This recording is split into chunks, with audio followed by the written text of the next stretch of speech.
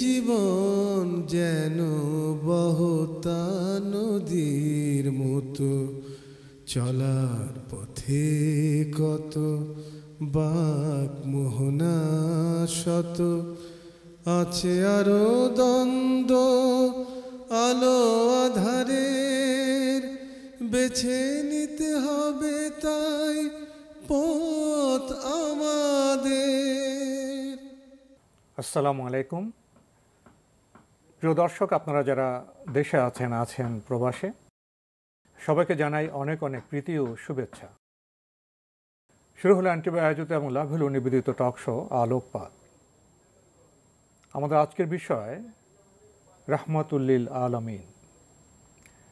আপনাদের সাথে আছি আমি জয়নুল আবেদিন আজাদ, আর আমাদের মাঝে অতিথি হিসেবে উপস্থিত আছেন বিশিষ্ট আলেম শায়খ আহমদুল্লাহ। আসসালামু আলাইকুম রহমতুল্লাহি ওয়া বারাকাতুহু। প্রিয় দর্শক, আমরা আমাদের প্রিয় নবী হযরত মুহাম্মদ মুস্তাফা সাল্লাল্লাহু আলাইহি ওয়াসাল্লামকে রাহমাতুল আলামিন, সৃষ্টি জগতের জন্য রহমত হিসেবে বিশ্বাস করি, বিবেচনা করি। যদিও আমরা মুসলিম হিসেবে অনেক সময় আবেগ প্রবণ হয়ে বলে ফেলি মুসলমানদের প্রিয় নবী হযরত মুহাম্মদ মুস্তাফা সাল্লাল্লাহু আলাইহি ওয়াসাল্লাম, এভাবে হয়তো বলা যায়, কিন্তু আবার এভাবে বলতে গেলে তাকে খণ্ডিত করা হয়। তিনি আসলে শুধু মানব জাতির জন্য নয়, সৃষ্টি জগতের জন্য রহমত স্বরূপ। মানব, পশু পাখি, প্রকৃতি সব কিছুই তার যে আচরণ, তার যে বাণী, তার যে শিক্ষা, তার আলোকে উপকৃত হতে পারেন। এবং তিনি জীবনের যে পর্যায়, যে চ্যালেঞ্জগুলি অতিক্রম করেছেন, সেখান থেকেও আমরা অনেক কিছু শিক্ষা নিতে পারি।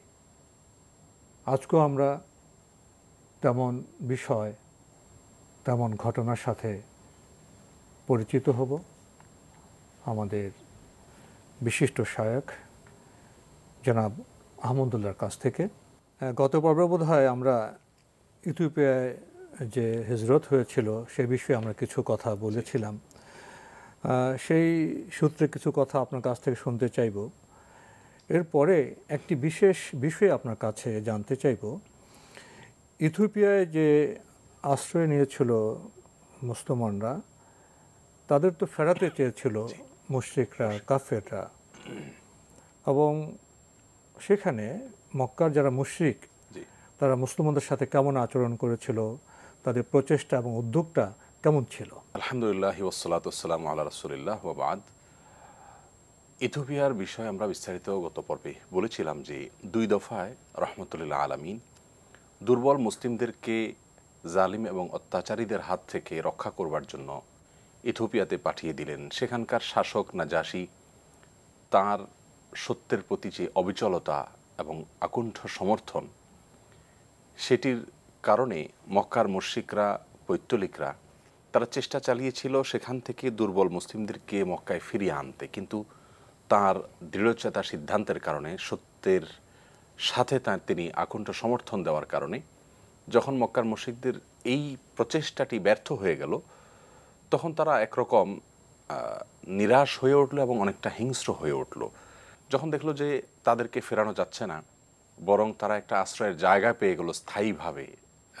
শুধু কি আশ্রয়, এবং তারা তাদের যে প্রচেষ্টা চালিয়েছিল সেখানে তাদের ব্যবহার, তাদের ভাষা এবং তারা যে তথ্য দিয়েছিল সে বিষয়গুলো ভুল প্রমাণিত হয়েছে, এবং তাদের প্রতিক্রিয়াশীল আচরণ, ভুল আচরণ কারণে সেখানে মুসলমানদের ইমেজ বা যেটা ভাব মর্যাদা সেটা তো বেড়ে গেল। এবং তাদের আচরণের মাধ্যমে কিন্তু মুসলমানদের চরিত্র, ইসলামের যে ঔদার্য, সৌন্দর্য, সেটা আরো স্পষ্ট হয়ে ফুটে উঠল। ফলে মক্কার মুশরিকরা চিন্তা করতে লাগলো যে গেলাম ফেরাতে, হয়ে গেল হিতে বিপরীত। উল্টো বরং মুসলমানদের অবস্থান সেখানে খুবই শক্ত হয়ে গেল, মজবুত অবস্থানে তারা চলে গেলেন, আর স্থায়ীভাবে একটি আশ্রয় এবং সমর্থনের জায়গা তৈরি হয়ে গেল, এবং একটা মর্যাদা সৃষ্টি হলো। জি, মর্যাদার সৃষ্টি হলো। আরবিতে একটা প্রবাদ আছে, ইদা ইয়াইসাল ইনসানু তালা লিসানুহু, মানুষ যখন নিরাশ হয়ে যায় তখন আর কিছু না পারলে উল্টাপাল্টা কাজ শুরু করে, কথা শুরু করে দেয়, ভুল কাজ করে। যে ভুল কাজ করে। তো মক্কার মুশরিকরা ঠিক তাই করলো। তারা ফিরে আসার পরে নির্যাতনের নতুন নতুন প্ল্যান তারা করতে থাকলো। এদিকে মক্কার মধ্যে তো তখন একেবারে সম্ভ্রান্ত কিসিমের মুসলিম যারা, যাদের গায়ে হাত তোলবার মতো দুঃসাহস কেউ দেখাবে না, এই টাইপের মানুষগুলো একমাত্র ছিলেন। যেহেতু একটা সামাজিক মর্যাদা ছিল, একটা প্রতিষ্ঠা ছিল, অবস্থান ছিল তাদের, সেই অবস্থানের কারণে। আর এর বাইরে কিছু দুর্বল মানুষ যারা ছিলেন, তারা সবলদের আশ্রয়ে থাকতেন। সচরাচর মক্কার এই পৈত্তলিকদের এবং দুষ্ট লোকগুলোর দৃষ্টি থেকে তারা আড়ালে থাকার চেষ্টা করতেন, যাতে করে অত্যাচার হাত থেকে তারা বাঁচতে পারেন। কিন্তু এখানে একটা দারুণ বিষয় হলো, রহমতুল্লিল আলামিন কিন্তু এরকম কঠিন পরিস্থিতিতেও তিনি কিন্তু প্রকাশ্যে মক্কায় কাবাতে এসে সালাত আদায় করতেন, আল্লাহর কাছে প্রকাশ্যে তিনি দোয়া করতেন। এই বিষয়গুলো থেকে একটা বিশাল বড় বার্তা তিনি দিচ্ছিলেন যে, যে নেতৃত্ব দিবে, যিনি পরিবর্তনের মূল ডাকটা দিবেন, তাকে সবসময় সামনে থাকতে হবে। তিনি কোনো অবস্থাতেই পেছনে গেলে হবে না, তিনি কোনো অবস্থাতেই গা ঢাকা দিলে হবে না, তাকে সব সময় সামনে থেকে নেতৃত্ব দিতে হবে। সব চ্যালেঞ্জ মোকাবেলা করতে হবে, মোকাবেলা করতে গিয়ে আদর্শ স্থাপন করতে হবে। রহমতুল্লিল আলামিন সাল্লাল্লাহু আলাইহি সাল্লাম ঠিক সেই কাজটি করলেন, যেখানে কিছু লোককে তিনি নিজেই আবিসিনিয়াতে পাঠিয়ে দিলেন, ইথিওপিয়াতে পাঠিয়ে দিলেন। আবার কিছু লোক তারা নিজেদেরকে রক্ষা করবার জন্য সঙ্গোপনে থাকতে লাগলেন, নিজেদেরকে দূরে সরিয়ে রাখতে লাগলেন দুষ্টদের চোখ থেকে, দৃষ্টি থেকে। তিনি কিন্তু সেখানে প্রকাশ্যে দিবালোকে সব কাজগুলো করছেন। এক ধরনের হিম্মত এবং সৎ সাহস আমরা এখান থেকে বোধহয় সঞ্চয় করতে পারি যে ভালো কাজ যখন এর উদ্যোগ আমরা নিব, তখন মূল উদ্যোক্তা যিনি, তিনি সবসময় সামনে থেকে নেতৃত্ব দিতে হবে, পেছন থেকে নয়। রহমতুল্লাহ আলামিন তাকে আল্লাহ সুবহানাহু ওয়া তাআলা যে নির্দেশ করেছেন, ফাসদা বিমা তু'মার ওয়া আ'রিদ আনিল জাহিলিন, আপনি আপনার কাজ চালিয়ে যান। মূর্খ লোকেরা বা অশিক্ষিত লোকেরা, শিক্ষাবঞ্চিত লোকেরা, দুষ্ট লোকেরা, খারাপ লোকেরা কি করছে সেদিকে আপনি দৃষ্টিপাত করবেন না, সেটাকে এড়িয়ে আপনি আপনার কাজ চালিয়ে যান। তিনি সেটা অব্যাহত রাখতে লাগলেন। তার দিকে কখনো মক্কার মুশরিকরা, এখনো পর্যন্ত আমরা এই বিগত পর্বগুলোতে যত আলোচনা করে আসছি, এর ভেতরে মক্কার মুশরিকদের কেউ রহমতুল্লাহ আলামিনের দিকে হাত তুলবে তার গায়ে, অথবা তার সাথে দুরাচরণ করবে সরাসরি, এ দুঃসাহস দেখায়নি। এর মৌলিকভাবে দুটি কারণ। একে তো হলো তার ব্যক্তিগত যে প্রভাব ছিল তাদের উপরে, ব্যক্তিত্বের উচ্চতা ছিল, যেটা প্রভাব ছিল, এই প্রভাবের কারণে, নৈতিক প্রভাব এবং সার্বিক প্রভাবের কারণে তার দিকে তাকাবে এ দুঃসাহস তারা করেনি। অপরদিকে আবু তালেবের যে একটা আশ্রয় ছিল তার সপক্ষে, এ দুটির সমন্বয়ে তারা কেউ এই সাহসটি করেনি। কিন্তু এ পর্যায়ে এসে আমরা ছোট ছোট তিনটি বিচ্ছিন্ন ঘটনার কথা বলবো, যে ঘটনাগুলো মূলত রহমতুল্লাহ আলামিনের প্রতি তাদের সরাসরি তার গায়ের দিকে হাত তোলবার যে দুঃসাহসিকতা, সেটা তারা প্রদর্শন করলো। এবং এ পর্যায়ে এসে রাসূল করিম সাল্লাল্লাহু আলাইহি সাল্লামকে শারীরিকভাবে লাঞ্ছনা করার জন্য উতাইবাহ ইবনে আবু লাহাবের একজন ছেলে, সে রাসূল করিম সাল্লাল্লাহু আলাইহি সাল্লামের সামনে গিয়ে একবার বলল যে, তিনি তেলাওয়াত করছিলেন ওয়ান নাজমি ইযা হাওয়া, বলল যে আমি তোমার আয়াতের প্রতি অবিশ্বাস করলাম। তাকে উত্ত্যক্ত করা, অযথা অবিশ্বাস তো করছো তুমি, জানেই তিনি, কিন্তু তাকে সামনে এটা বলা মানে হলো তাকে হ্যারাসমেন্ট করা, পরেশান করা, অস্থির করা। এরপরে তিনি যখন বলছিলেন, একটা পর্যায়ে এসে সুম্মা দানা ফাতাদাল্লাহ, বলেন যে এর প্রতি আমি অবিশ্বাস করলাম। শুধু এখানেই ক্ষান্ত হয়নি সে, এটা বলার পরে রাসূল আকরাম সাল্লাল্লাহু আলাইহি সাল্লামের জামায় হাত দিয়ে পুরো জামা টেনে ছিঁড়ে ফেললো এবং শারীরিকভাবে তাকে লাঞ্ছিত করলো, করে একটা পর্যায়ে তার দিকে থুতু নিক্ষেপ করে দিল। এত এত নিকৃষ্ট জঘন্যতম কাজ রাসূল আকরাম সাল্লাল্লাহু আলাইহি ওয়াসাল্লামের টোটাল লাইফের ভেতরে আর কেউ করেনি, যেটা এই দুষ্ট লোকটি করেছিল, আবু লাহাবের ছেলে উতাইবা। কিন্তু আল্লাহ সুবহানাহু ওয়া তাআলা রাসূলকে হেফাজত করেছেন, থুতু তার গায়ে পড়েনি, কিন্তু তাকে উদ্দেশ্য করে সে থুতুটা নিক্ষেপ করেছে। তখন রাসূল করিম সাল্লাল্লাহু আলাইহি সাল্লাম একটি বদদোয়া করেছিলেন, আল্লাহুম্মা সাল্লিত আলাইহি কালবাম মিন কিলাবিক, আল্লাহ আপনার হিংস্র কুকুরগুলোর কোনো একটিকে তার উপর আপনি লেলিয়ে দিন, সে আমার সাথে যে আচরণ করেছে সে আচরণের শাস্তি স্বরূপ। এরপরে উতাইবা সেখান থেকে চলে গেল। কিছুদিন পরেই সে সিরিয়া বা কোথাও কোনো একটা সফরে যাচ্ছিল তার দল সহকারে। কোনো এক জায়গায় তার রাত্রি যাপনের জন্য সেখানে তাঁবু গাড়লেন এবং সেখানে আরাম করতে লাগলেন। এর মধ্যে হঠাৎ করেই কোত্থেকে একটি বাঘ তাদের চতুর্পাশে পায়চারি করতে লাগলো দূর থেকে। তখন উতাইবা তার সঙ্গীদেরকে বলছে যে, আল্লাহর শপথ, এই বাঘটা আমাকেই টার্গেট করেছে, তার মনের ভিতরে রাসূল ভয় সেই ঢুকলো। ভয় ঢুকলো, ওই বদদোয়ার পরে একটা ভীতি তার ভিতরে কাজ করলো। রাতে সবাই শুয়ে গেল, ওতাইবাও শুয়ে গেল। ঠিক বাঘটি সমস্ত মানুষগুলোকে মারিয়ে ওতাইবার মাথায় কামড় দিয়ে তাকে তুলে নিয়ে গেল এবং ছিঁড়ে ফুড়ে তাকে খেয়ে ফেললো। জাস্ট এর আগ মুহূর্তে ওতাইবা একটা মন্তব্য করেছিল, বলেছে যে অবাক কাণ্ড, মুহাম্মদ আমাকে মক্কায় বসে হত্যা করে ফেললো। সে মক্কায় বসে আছে আর আমি কোথায়, সিরিয়ার পথে, এই জায়গায় বসে সে আমাকে হত্যা করে ফেললো। মানে বাঘের পায়চারি দেখে সে নিশ্চিত হয়ে গেল যে আমার বোধহয় সময় শেষ হয়ে গেছে, কারণ এই জাতীয় মন্তব্যই তিনি করেছিলেন। যাই হোক, এই ঘটনার সমাপ্তি এখানে হলো। আল্লাহ তাআলা রাসূল করিম সাল্লাল্লাহু আলাইহি সাল্লামকে তার শত্রুমুক্ত করলেন।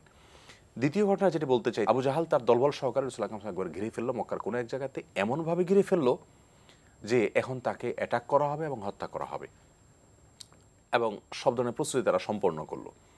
ইতিমধ্যে আবু বকর সিদ্দিক রাদিয়াল্লাহু তাআলা আনহু তিনি দূর থেকে দৌড়ে এলেন। দৌড়ে এলে এসে বললেন, একটা লোকের শুধু একটি অপরাধ তোমাদের দৃষ্টিতে, তাহলে তিনি বলেছেন রব্বি আল্লাহ, আমার রব একমাত্র আল্লাহ। সব কিছু তোমাদের নিজেদের বানানো মাবুদ এবং উপাস্য, এদেরকে বর্জন করে বলছে যে আমার একমাত্র সৃষ্টিকর্তা আল্লাহ, সৃষ্টি কোনোদিন স্রষ্টা হতে পারে না। এত সুন্দর একটা বিশ্বাস লালন করবার অপরাধে একটা লোককে তোমরা হত্যা করবে? এই বলে আবু বকর রাদিয়াল্লাহু তাআলা তাদেরকে ছত্রভঙ্গ করে দিলেন এবং তাকে রক্ষা করলেন। তৃতীয় যে ঘটনা বলে শেষ করবো এই বিষয়ে, তা হলো জি রাহমাতুল্লিল আলামিনের প্রতি তাদের আচরণ শুরুর দিকে তো কিছুটা নমনীয় ছিল। যখন ইথিওপিয়ার হিজরত থেকে মুসলিমদেরকে ফেরানো গেল না, হলো আরো হিতে বিপরীত, নিজেদের ইমেজ সংকটে তারা পড়লেন, মুসলমানরা ভালো ইমেজ সেখানে তাদের তৈরি হলো, তখন তারা রাসূল করিম সাল্লাল্লাহু আলাইহি সাল্লামের প্রতি শারীরিকভাবে তাকে টর্চার করার যে দুঃসাহসিকতা, সেটা তারা দেখাতে লাগলো। এ পর্যায়ে যে ঘটনাটি বলতে চাই তা হলো, বুখারীতে বর্ণিত হয়েছে যে উরওয়া একজন তাবী, তিনি জিজ্ঞাসা করেছেন আব্দুল্লাহ ইবনে ওমর রাদিয়াল্লাহু তাআলা আনহুকে, আচ্ছা বলুন তো, রাহমাতুল্লাহ আলামিনের পুরো জীবনের ভিতরে সবচেয়ে কঠিন দিন কোনটি ছিল, অর্থাৎ তার প্রতি যে দুরাচরণ করা হয়েছে তার ভিতরে সবচেয়ে নিকৃষ্ট দুরাচরণ কোনটি ছিল, কষ্টকর দিনটি কষ্টকর আচরণটা কোন আচরণে তার সবচেয়ে বেশি কষ্ট হয়েছিল? তখন আব্দুল্লাহ ইবনে ওমর রাদিয়াল্লাহু তাআলা আনহু বললেন যে সেদিনটি ছিল যেদিন উকবা ইবনে আবি মুআইদ, কাফেরদের মধ্যে অত্যন্ত জঘন্য আচরণ ছিল যার রাসূলের প্রতি, তাদের মধ্যে অন্যতম এই উকবা ইবনে আবি মুআইদ, সে একবার রাসূল করিম সাল্লাল্লাহু আলাইহি সাল্লামকে কাবার চত্বরে সালাত আদায় করছিলেন, এই অবস্থায় সে একটা কাপড় পেঁচিয়ে এটাকে রশির মতো পাকিয়ে রেডি করলো এবং ওই অবস্থায় নবী সাল্লাল্লাহু আলাইহি সাল্লামের গলায় ফাঁস লাগিয়ে সে টানতে লাগলো। উদ্দেশ্য ছিল তাকে হত্যা করে ফেলা। এবং এই আচরণগুলো এর আগেও যে দুটি ঘটনা বলেছি, এগুলো সবগুলো উদ্দেশ্য ছিল তাকে হত্যা করা, সোজা কথা। তখন কাপড় পেঁচিয়ে যখন গলায় ফাঁস দিল এবং আর কিছুক্ষণ হয়তো এভাবে ধরে রাখলে তিনি হয়তো মারা যেতেন, এমন একটা পরিস্থিতি তৈরি হলো, তখন আবু বকর সিদ্দিক রাদিয়াল্লাহু তাআলা আনহুকে দৌড়ে গিয়ে কেউ একজন বললেন, এক বর্ণনায় আসছে যে মুহাম্মদের সাথে আচরণ করা হচ্ছে। তখন তিনি দৌড়ে আসলেন, এসে উকবা ইবনে মুআইদকে ফেলে দিলেন, সরিয়ে দিলেন এবং তাকে বললেন যে আতাকতুলুনা রাজুলান ক্বালা রাব্বি আল্লাহ, তোমরা কি একটা লোককে শুধু এই জন্য হত্যা করবে যে লোকটা বলেছে আমার রব আল্লাহ? এটা কি হত্যা করার কোনো কজ হতে পারে, কোনো কারণ হতে পারে? একটা লোক এত সুন্দর একটা বিশ্বাস লালন করছে, এই অপরাধ তাকে তোমরা হত্যা করবে? যাই হোক, ভর্ৎসনা করে তাকে সরিয়ে দিয়ে রক্ষা করলেন। তো এই ছিল মোটামুটি রাহমাতুল্লাহ আলামিনের প্রতি ইথিওপিয়ার হিজরতের যে ব্যর্থ করে দেওয়ার প্রয়াস ছিল মক্কার কাফেরদের, সেই প্রয়াসে যারা যখন সফল হলো না, তখন তারা রাহমাতুল্লাহ আলামিনকে হত্যা করার এই পদক্ষেপ, মানে প্রতিক্রিয়াশীল হিসেবে তারা এইভাবে প্রিয় নবী হযরত মুহাম্মদ মুস্তাফা সাল্লাল্লাহু আলাইহি ওয়াসাল্লামের উপরে, মুসলমানদের উপর অত্যাচার, অবিচার এভাবে করতে লাগলো। এটা তো একটা খুবই দুঃখজনক একটা পর্যায় ছিল, সময় ছিল, জালেমের জুলুমদের ইতিহাসের একটা বড় অংশ ছিল।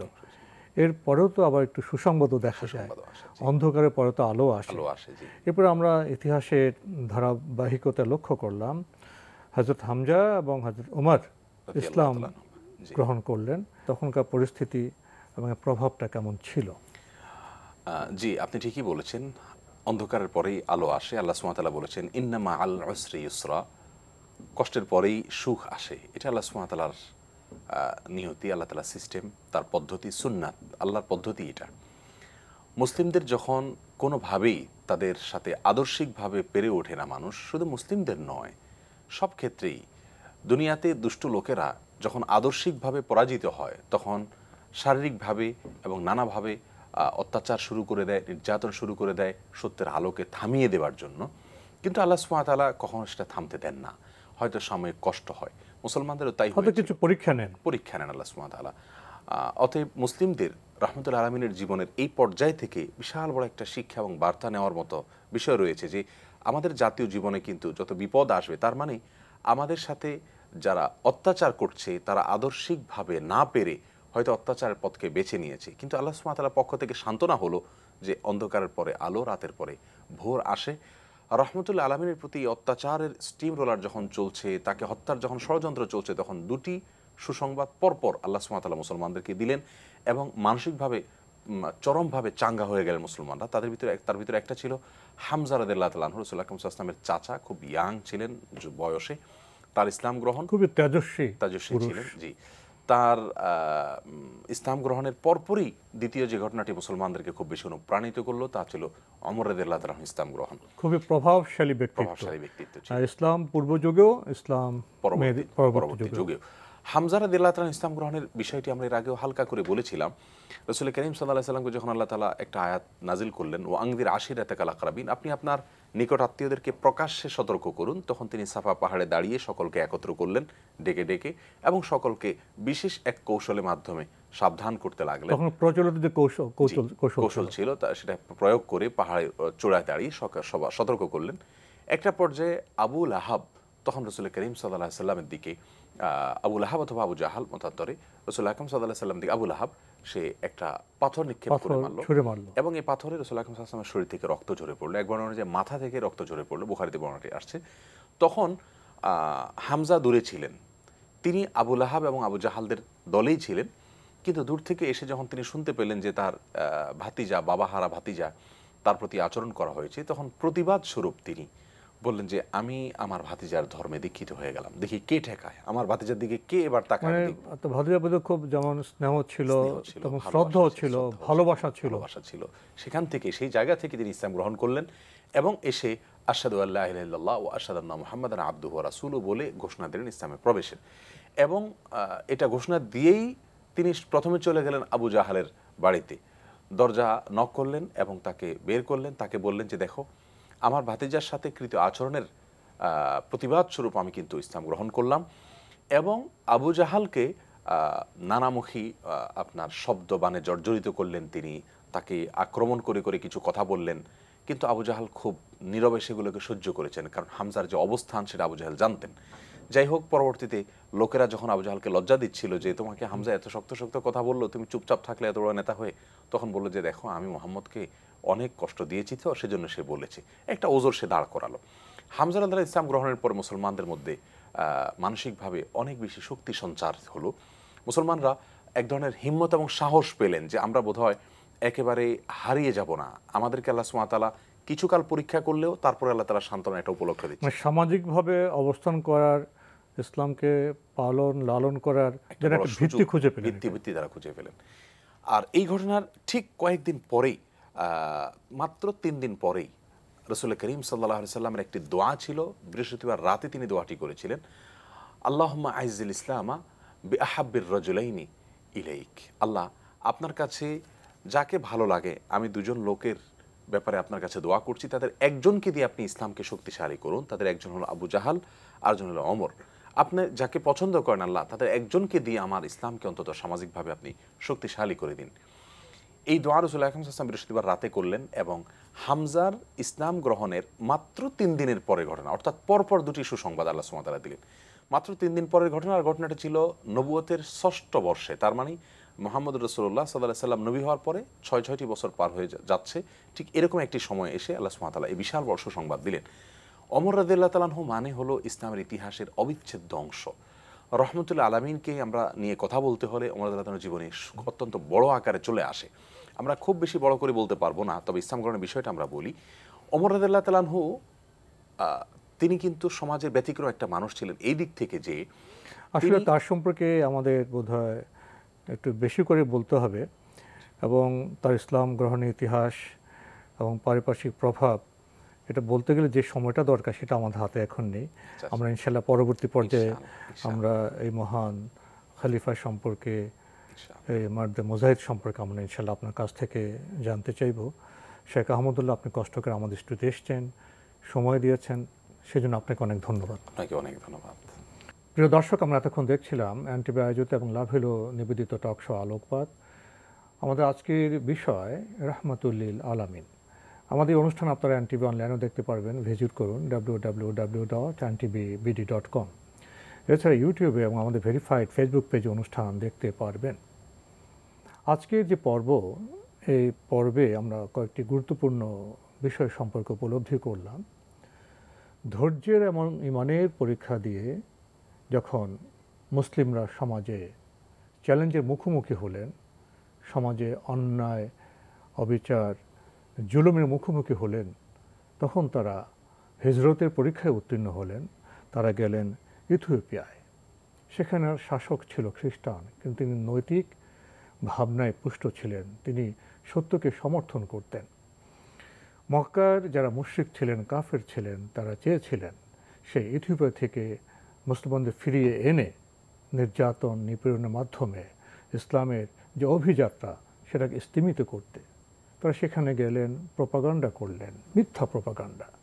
প্রোপাগান্ডার প্রভাব খুব ফলপ্রসূ হয় না। প্রোপাগান্ডা আর সত্যের মধ্যে পার্থক্য অনেক। তাদের আচরণ আর বিপরীতে মুসলমানদের যে আচরণ, কথাবার্তা, বিশ্বাস, সেখানে উজ্জ্বল হয়ে মুসলমানদের যে ধর্ম ইসলাম, সেটাই সেখানে উজ্জ্বল হলো, প্রতিফলিত হলো। সেখানে মুসলমানরা শুধু আশ্রয় পাননি, সেখানে তাদের ব্যক্তিত্ব প্রভাবিত করল খ্রিস্টান রাজাকে। ব্যর্থ হয়ে মানুষ যখন প্রতিক্রিয়াশীল হয়, তখন অন্ধ হয়ে যায়। তারা নবী সাল্লাল্লাহু আলাইহি ওয়াসাল্লামের প্রতি নিপীড়ন করলো, জুলুম করলো, কিন্তু তাতে ফল কি ভালো হলো? ফল ভালো হলে কিভাবে হযরত হামজা এবং হযরত উমর রাদিয়াল্লাহু তাআলা আনহুর মতো ব্যক্তিত্ব ইসলাম গ্রহণ করলেন? এরপরে পরিস্থিতি কি হলো সেটা ইনশাআল্লাহ আমরা পরবর্তী পর্বে জানার চেষ্টা করব। প্রিয় দর্শক, মহান আল্লাহ আমাদের সবাইকে নিরাপদে রাখুন, রাখুন শান্তিতে। আসসালামু আলাইকুম। চলার পথে কত বাক মোহনা শত, আছে আরো দ্বন্দ্ব আলো আধারের, বেছে নিতে হবে তাই